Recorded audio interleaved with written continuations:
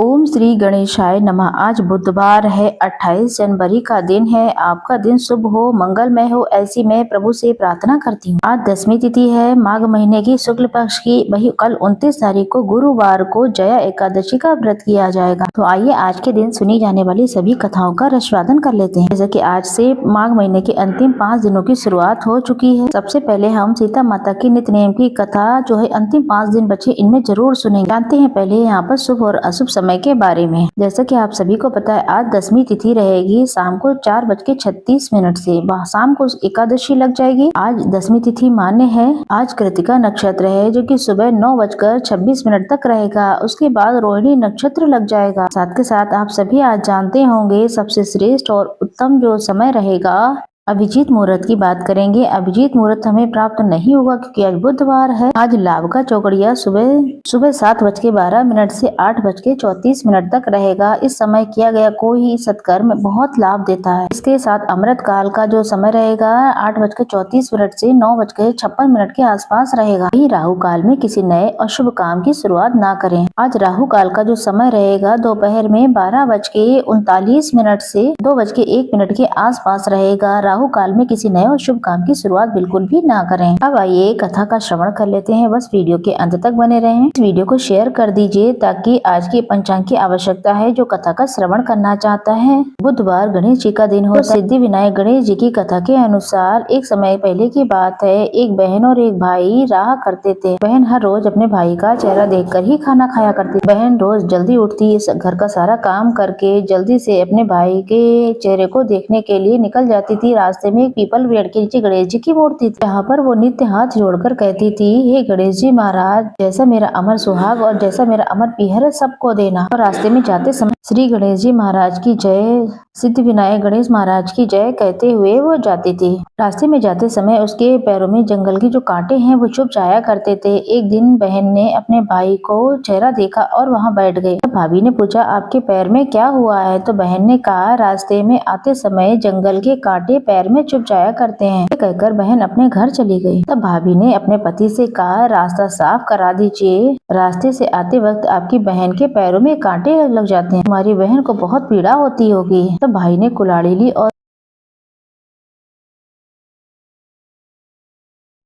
सड़क की झाड़ियों को पूरा साफ कर दिया, जिस वजह से पूरा रास्ता साफ हो गया। सफाई के कारण गणेश जी की मूर्ति अपने स्थान से हट गई, जिससे भगवान क्रोधित हो गए। तब उन्होंने उस लड़के के प्राण हर लिए। जब गांव के लोग यहाँ पर अंतिम संस्कार के लिए उसे ले जाने लगे तो भाभी रोते हुए कहने लगी, थोड़ी देर रुक जाइए आप लोग। उनकी बहन हर रोज अपने भाई का चेहरा देखने के लिए आती है। तब लोगों ने कहा, आज तो वो उसका चेहरा देख लेगी, लेकिन कल क्या करेगी? बहन रोज की तरह भाई से मिलने के लिए आती है। सड़क पर आते समय देखती है कि सड़क एकदम साफ है, पेड़ पौधे जंगली घास सब कटे हुए हैं। थोड़ा और आगे जाती है, गणेश जी की मूर्ति भी अपने स्थान पर नहीं देखकर वो फटाफट से खेजड़ी की डाल को उठाती है और जगह को साफ सुथरा करती है और गणेश जी की मूर्ति को अपने स्थान पर रख देती है और हमेशा की तरह हाथ जोड़कर कहती है कि भगवान गणेश जी, जैसे तुमने मेरा अमर सुहाग रखा वैसा ही अमर पियर सबको देना। भगवान गणेश जी ने उसकी बातें सुनी और सोचा, अगर मैं इसकी नहीं सुनूंगा तो इस दुनिया में मेरी कोई नहीं मानेगा, कोई मुझे पूजा नहीं करे। भगवान गणेश जी कहते हैं कि बेटी, खेजड़ी के 7 पत्तियां लेकर जाओ, इन्हें कच्चे दूध में मिला करके अपने भाई के शरीर में छींटे मार देना, वह उठ जाएगा। जब बहन ने पीछे मुड़कर देखा तो वहाँ कोई नहीं था। तब वो कहती है, जैसा सुना था वैसा ही करती हूँ। तब वो खिचड़ी की 7 पत्तियां लेकर जाती है। घर में देखती है बहुत लोगों की भीड़ लगी हुई है। उसने देखा कि उसके भाई का शरीर रखा हुआ, भाभी भी रो रही है। जैसा उसने गणेश जी के सुना था उसने वैसा ही किया। खेजड़ी की जो पत्तियां थी वह दूध में डाल करके 7 पत्ते मिलाकर अपने ऊपर से छिटक दिया। तब उसका भाई उठकर बैठ गया। तब भाई ने उठकर कहा, आज तो बहुत गहरी नींद आ गई। बहन ने कहा, ऐसी नींद तो मेरे शत्रु को भी ना। तब उसने अपने भाई को सारी घटना बताई। गणेश जी महाराज, जैसे आपने उस बहन के भाई की रक्षा की, उसके सुहाग को अमर रखा, उसको अमर पीहर दिया, उसको धन संपदा सब कुछ दिया, वैसे ही आज बुधवार के दिन जो ये कथा सुने उसके सौभाग्य में वृद्धि करना और सदा सर्वदा उसके जीवन में खुशियां भरना। गणेश जी महाराज की जय। सिद्धि विनायक गणेश जी की जय। अब सुनेंगे सीता माता के नित्यनेम की कथा। ये कहानी सीता माता कहती थी और श्री रामचंद्र जी इस कथा को सुनते थे। एक दिन श्री रामचंद्र जी को किसी कारण से बाहर जाना पड़ा तो सीता माता कहने लगी, भगवान अब तो 12 वर्ष का नित्य नित्य नेम है, अगर आप कहीं चले जाएंगे तो मैं अपनी कथा कैसे सुनाऊंगी। तो श्री रामचंद्र जी ने कहा कि तुम कुएं के पाल पर जाकर बैठ जाना, वहाँ पर जो औरतें पानी भरने आएंगी उन्हें ही ये कथा सुना देना। सीता माता वैसा ही करती हैं, कुएं के पाल पे जाकर बैठ गईं। एक स्त्री आई तो उसने रेशम की जरी की साड़ी पहन रखी थी और सोने का घड़ा ले रखा था। सीता माता उसे देखकर कहती हैं, बहन मेरा 12 वर्ष का नित्य नेम का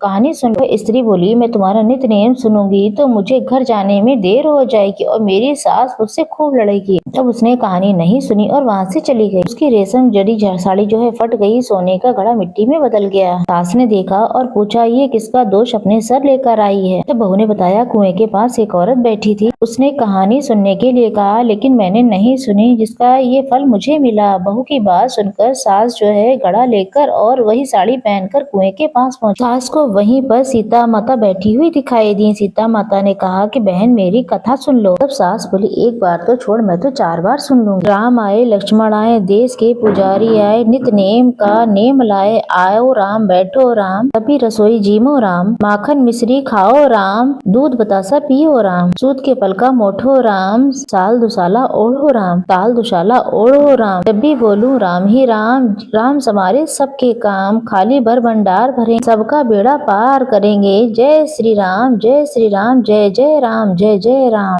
सास बोली, कहानी तो तुमने बहुत अच्छी कही। कहानी सुनकर सास घर आई तो उसकी साड़ी फिर से रेशम की हो गई और मिट्टी का घड़ा सोने में बदल गया। बहू कहने लगी, सासू माँ आपने ये सब कैसे किया। तब सास ने कहा कि तू तो दोष लाई थी किसी का और मैं दोष उतार कर आई हूँ। बहू ने सास से पूछा, वह कुएं की स्त्री जो थी वो कौन थी। तब सास कहती, वो तो सीता माता थी, वो तो पुराने से नया कर देती है, खाली घर में भंडार भर देती है, वे लक्ष्मी जी का वास करा देती है, आदमी जो भी अपनी इच्छा करते हैं उसकी पूर्ति करती हैं। वो बोली, ऐसी कहानी मुझे भी सुना दो। तो सास ने फिर वो कहानी कही। सास कहती है, राम आए, लक्ष्मण आए, देश के पुजारी, नित्य नेम का नेम लाए, आओ बैठो राम, तपी रसोई जीमो राम, माखन मिश्री खाओ राम, दूध बतासा पियो राम, सूत के पलका मोठो राम, चाल दुसाला ओढ़ो राम, जब बोलो तब राम ही राम, राम सवारे सबके काम, खाली भर भंडार भरे, सबका बेड़ा पार करेंगे, जय श्री राम जय श्री राम। कहानी सुनकर बहू बोली, कहानी तो बहुत अच्छी है। तो सास ने कहा, इस कहानी को रोज कहा करेंगे। सास बहुएं रोज सवेरे उठती, नहाती धोती, पूजा पाठ करने के लिए नित्य नेम की सीता माता की कहानी कहती हैं।